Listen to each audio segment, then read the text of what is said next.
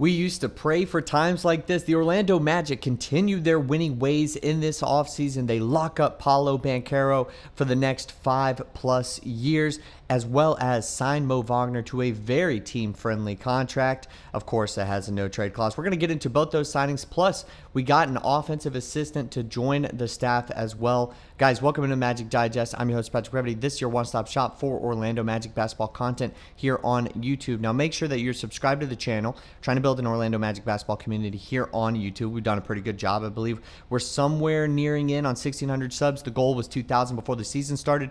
I think we're going to hit that. I knock on wood, don't want to jinx it, but appreciate the support. Now, let's get into exactly this rookie max extension, 5 years, $287 million. This was the first time that he was eligible, obviously, in this offseason for this deal. And it is the first rookie max since 2021 with both Luka Doncic and Trae Young. So, obviously, an amazing accomplishment for Paolo Banchero. A lot of NBA Twitter has been discussing Jalen Williams or Paolo Banchero. Now, obviously, I'm definitely biased to it, but I'd have to go with Paolo Banchero. He is the number one for this franchise, and that's no shade to Franz Wagner, but definitely good to lock him up. We know how stressful it was towards the end of last offseason to make sure that Jalen Suggs was here long term. Obviously, it came down to a dollars and cents thing, but now we have the core pretty much intact for the time being. You got Mo Wagner, Jonathan Isaac, Wendell Carter Jr., Batadze, Paolo Banchero, Franz Wagner, Tristan da Silva, Noah Penda, Anthony Black, Jett Howard, Desmond Bane, Jalen Suggs, Jace Richardson, and Tyus Jones is one of the newcomers. Obviously, I believe this team now has one more roster spot open for another addition, and this was really, really good to be able to get this done. Now, this doesn't hang over this team throughout Summer League and through the rest of the offseason. There was some rumblings potentially about whether or not Paolo Banchero was definitely going to want to re-sign, or if this team was able to get this deal done. I think some of that comes from the past Shaq days of maybe not want to give the franchise guy all that much. Obviously, there was a little bit more of a story there. It was kind of a bit of a misleading poll, I believe. But they were able to get it done. And Paolo Banchero, while he wants that table setter, it looks like this Orlando Magic team has shown him enough where he feels like he can commit to this team. So definitely a great and positive move for this team. I don't really know if there's too much I can get into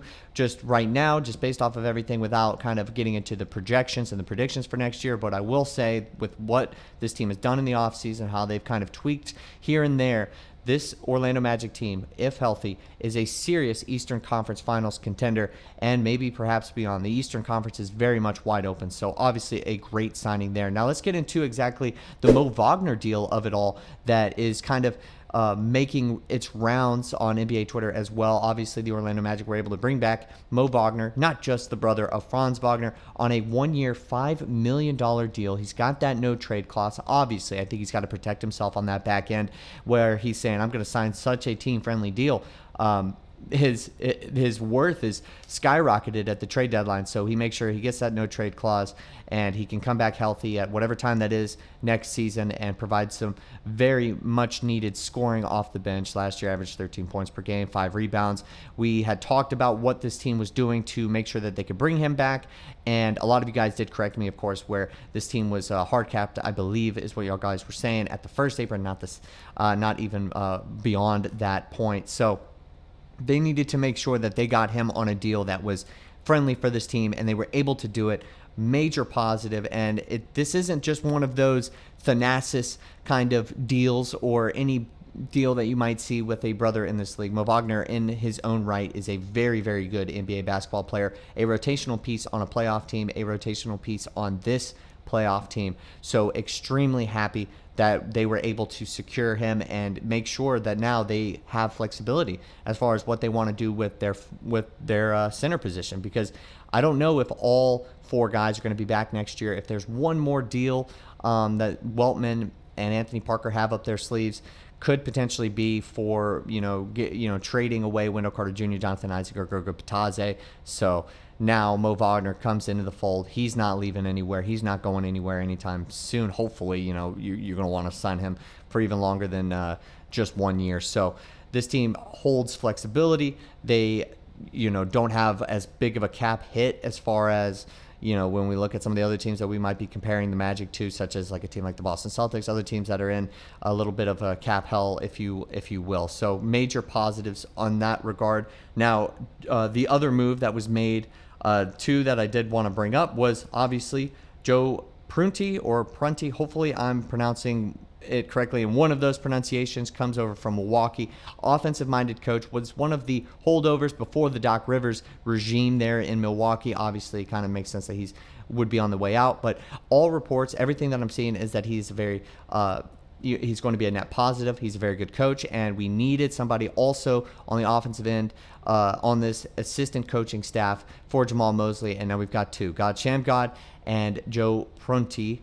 That's maybe what I'll go with for the rest of this video. So that's really a definite good thing as far as all of the on top of the court additions that this team has done. So also in other news, did want to mention as well, wanted to keep this in the back of my head, was that Tyus Jones got the number 2 jersey for this team. So now, does that mean that Caleb Houston is gone? It does appear that he is more likely than not going to go to a different team other than the Orlando Magic, which is kind of unfortunate, but I think we all know based off of the way that he's been playing the last year or so, has that spark plug potential, but he wasn't able to put it together consistently enough night in and night out to make the Orlando Magic feel, I guess, that he was one of the top priorities.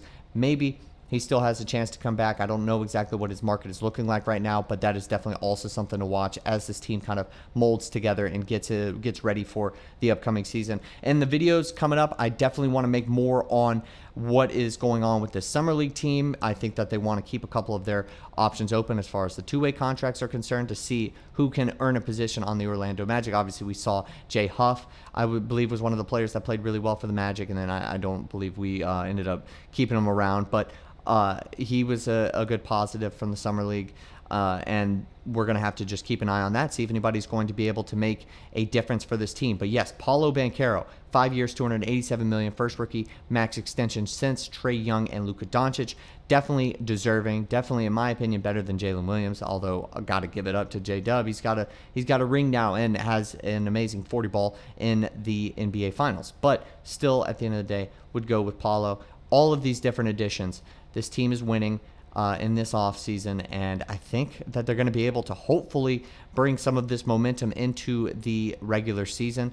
And whenever Mo Wagner can get healthy and rejoin this team, we got a real threat off the bench on top of some of the other guys. You're going to have to trust Tristan Da Silva, going to have to trust Anthony Black. I really like this rotation. It feels like a playoff team. It feels like a team that can go beyond the first round that we've seen in the past couple of years. So setting themselves up for success. But let me know what you guys think in the comment section down below. I did put a poll on the channel about what you guys would grade this off season. I definitely think it's getting into A territory. It's simple yet effective. But let me know what you guys think in the comment section down below. And as always, I'll see you guys next time with more Orlando Magic basketball content.